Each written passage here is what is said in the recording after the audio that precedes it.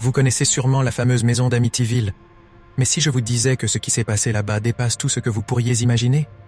Laissez-moi vous raconter.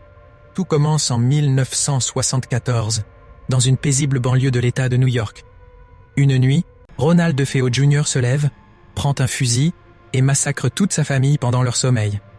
Ses parents, ses frères, ses sœurs, tous tués d'une balle. Sans un cri, sans résistance. À son arrestation, Ronald dit avoir entendu des voix lui ordonnant de tuer, des voix qui venaient de la maison elle-même. 1 an plus tard, la famille Lutz emménage dans la maison, ignorante de cette histoire tragique. Ils pensent que c'est la maison de leurs rêves, mais ils vont vite découvrir que c'est un véritable cauchemar.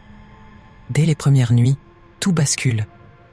Des bruits de pas dans les couloirs déserts, des portes qui se ferment seules, une odeur infecte envahit les pièces sans raison.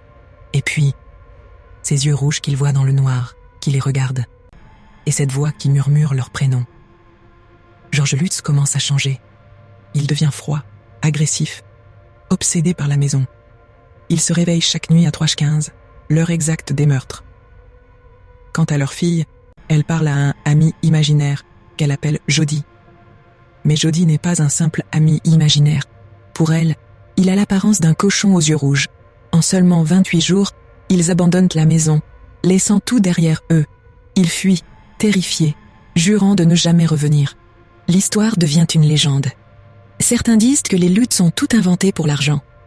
Mais d'autres, y compris des enquêteurs du paranormal, sont convaincus que cette maison est le foyer d'une force maléfique. Une force qui a poussé à la folie ceux qui y ont vécu. Alors, mythe ou réalité? La maison d'Amityville est-elle vraiment maudite? Dites-moi, seriez-vous assez courageux pour y passer une nuit?